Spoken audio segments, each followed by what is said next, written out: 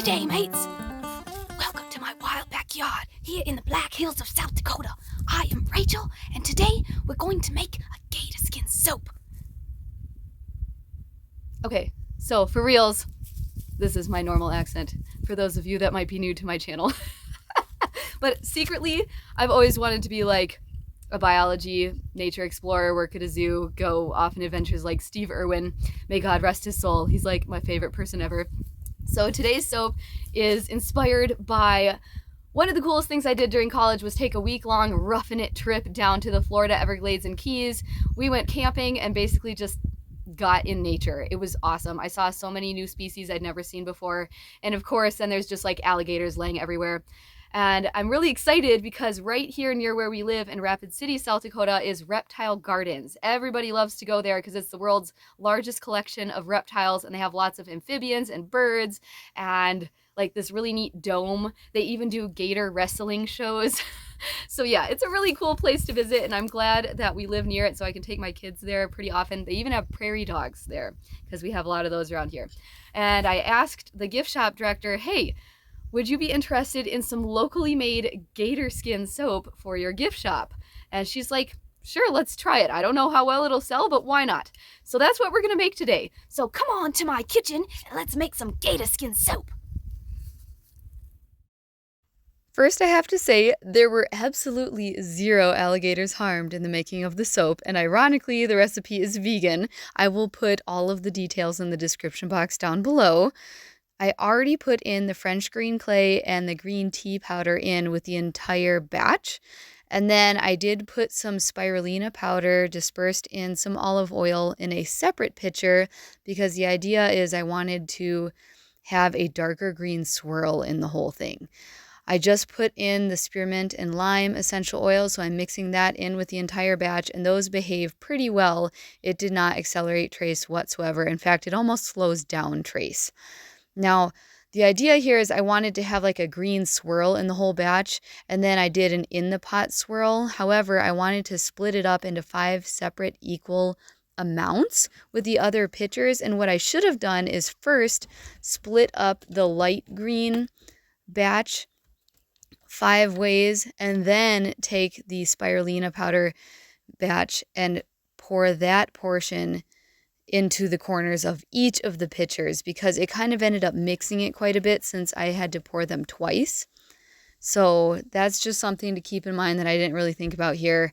So what I did is I bought a giant alligator skin silicone mat, and then I measured out on the back of it and just kind of marked off the dimensions of my rectangular soap loaf molds, and I was able to get 10 out of that. So what I'm doing here is pouring about an inch thick 5 separate times. So I have an alligator skin mold on the bottom and the top of every single one.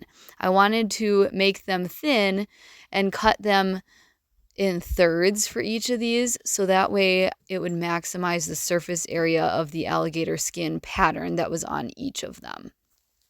So first I poured it over the bottom one, and then I laid the other half of it over the top.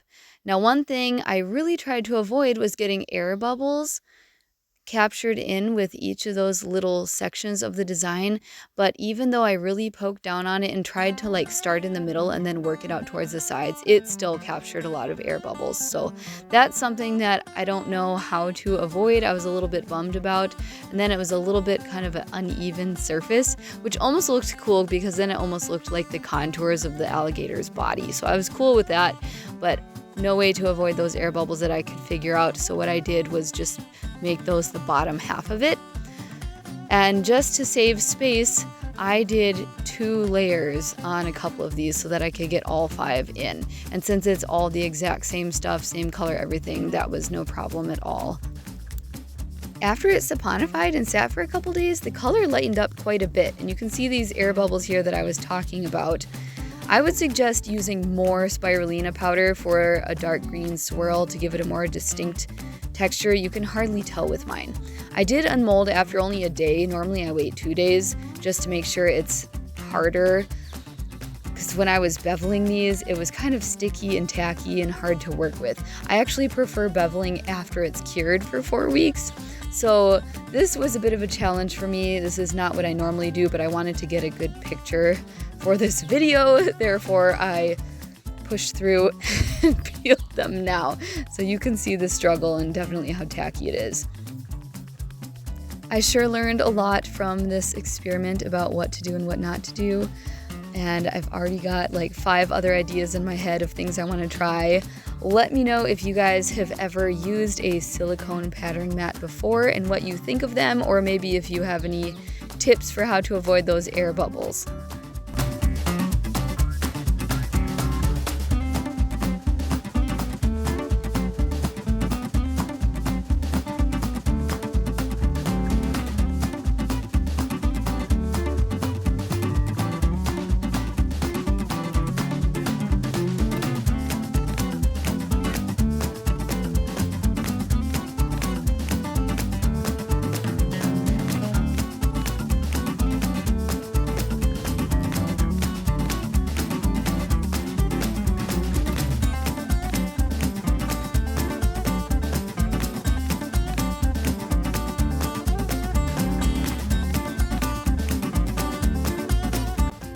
For today's soapy adventure. Thanks for joining me, and I hope you enjoy the making of this gator skin soap.